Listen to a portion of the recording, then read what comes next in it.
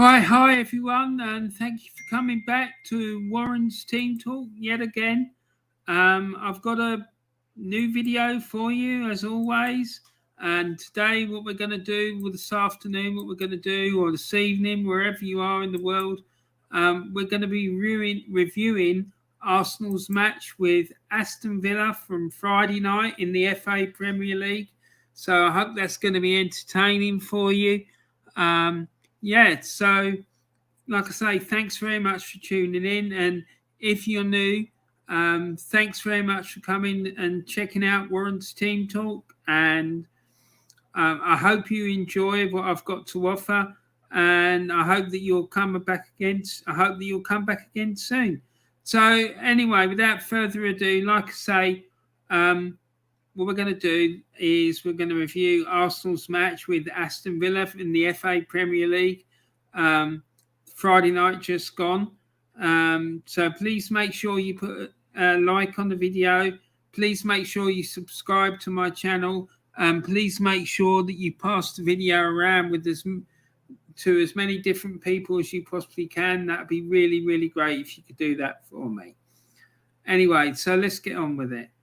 And so here we go. In the previous game, Arsenal had played Crystal Palace, and towards the end of the game, they brought Alex Lacazette off the bench. He came onto the pitch with a great deal of enthusiasm and aggression in his play and was really highly motivated, and so much so that he managed to grab the equaliser. Arsenal were trailing 2-1 in the game at the time, and he managed to salvage a point for Mikel Arteta's team, or Windy Miller, as I like to call him. Anyone who's seen Windy Miller, the kids program from the 70s, and Mikel Arteta on the touchline will know exactly what I mean when I say that. Anyway, so the lineups for the two teams: Arsenal went with a 4-2-3-1 formation. They had Aaron Ramsdale in goal, a back four of Tomiyasu and Ben White and Gabriel and Nuno Tavares, and then the midfield five of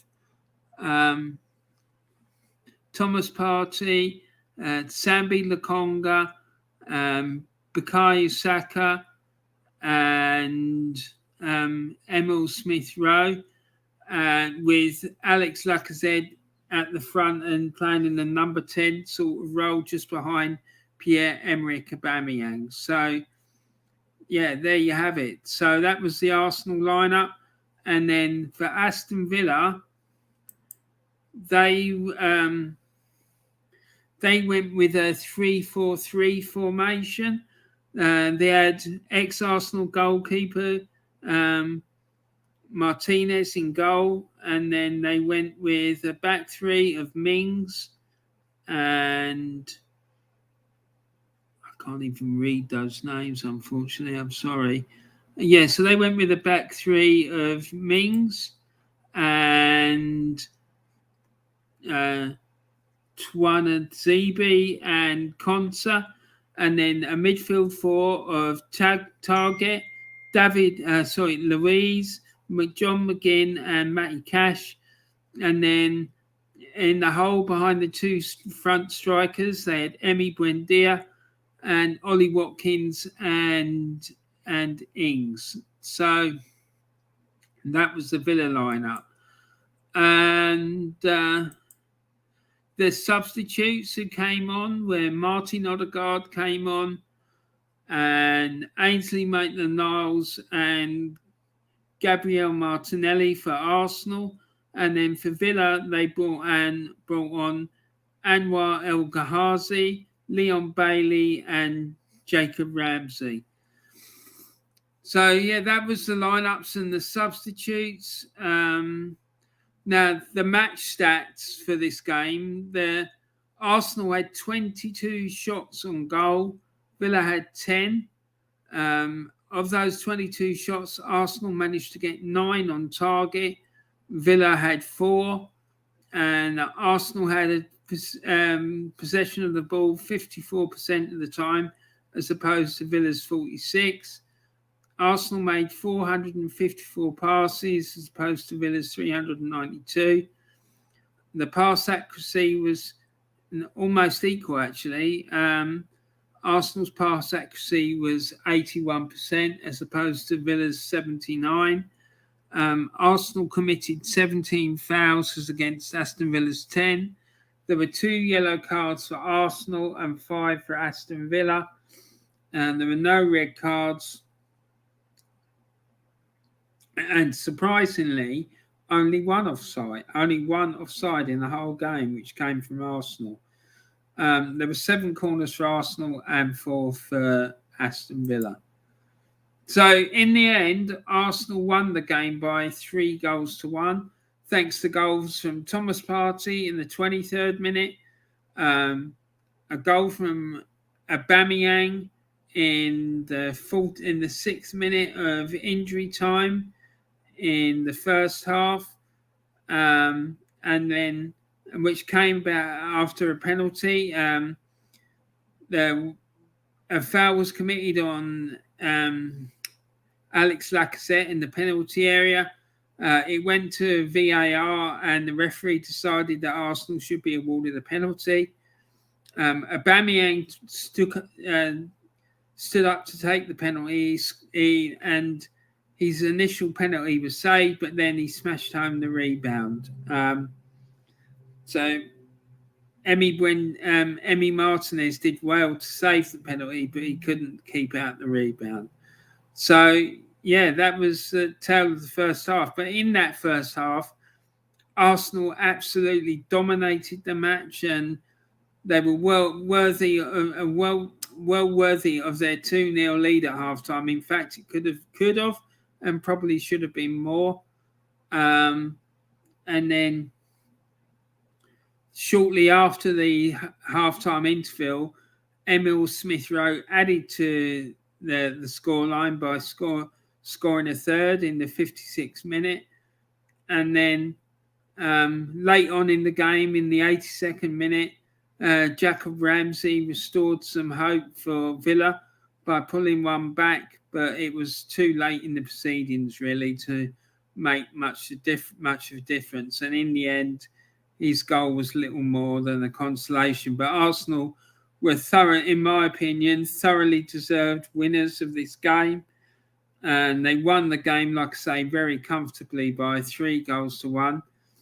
And it was the first time in 4 attempts that Arsenal had beaten Aston Villa. So they turned around quite a negative run of results against Aston Villa to record a 3-1 victory.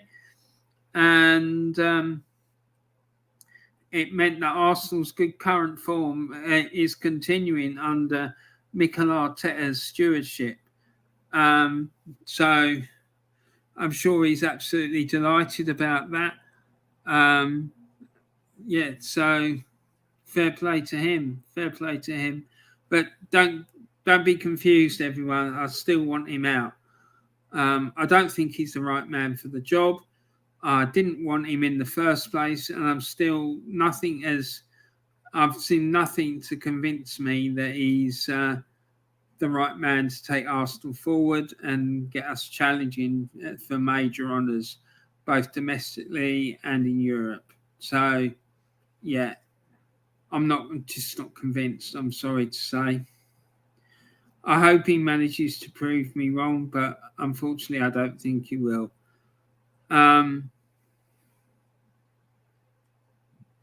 So moving on, and this result meant that as of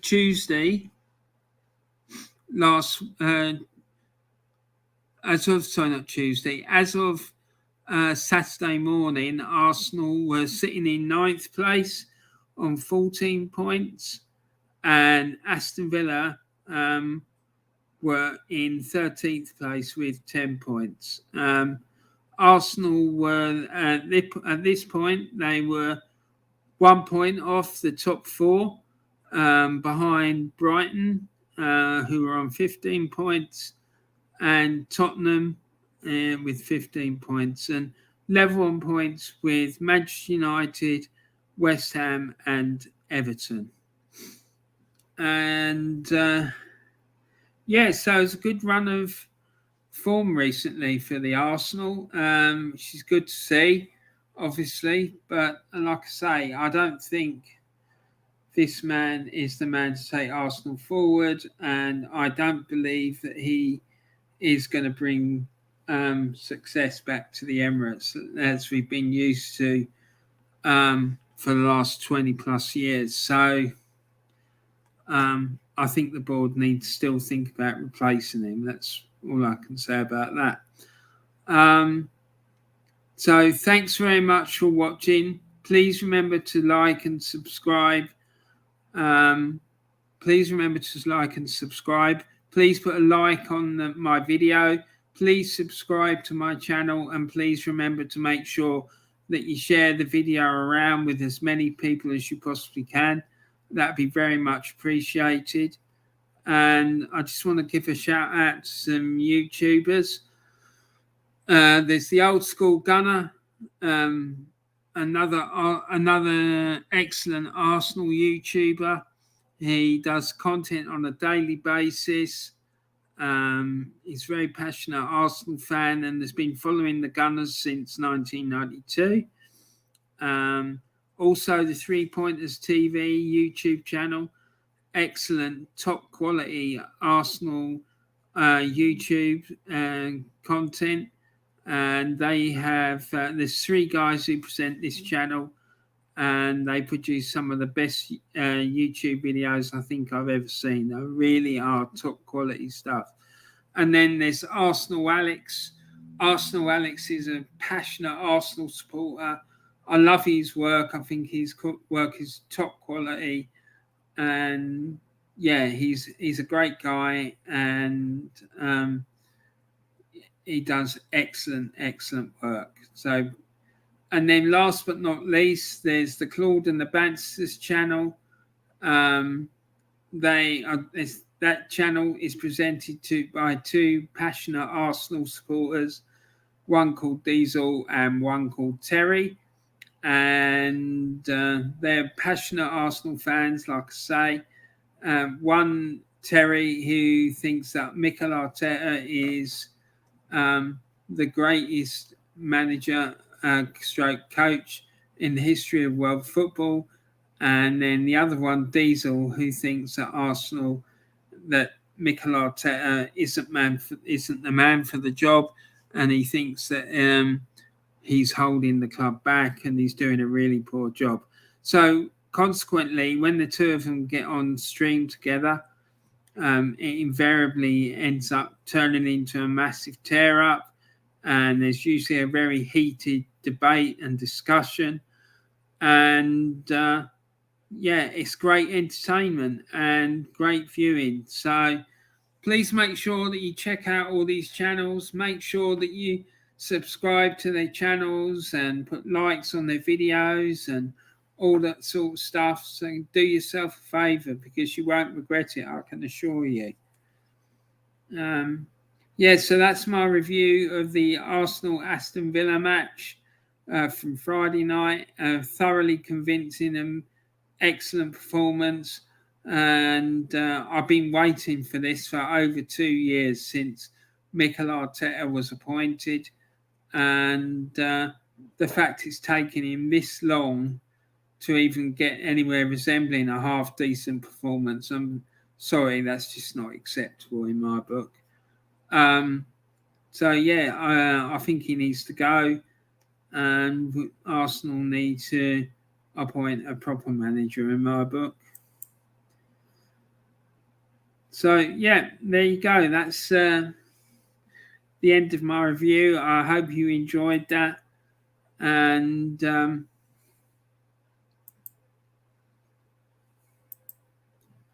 thanks very much for coming to check out Warren's Team Talk and tuning in and coming to see me. If you're watching on playback, please make sure that you put a comment in the comment section of the video telling me what you thought about the Villa game and what you thought about Arsenal's performance. Because, like I say, I thought it was very impressive. We played really well. A good value for our 3-1 win.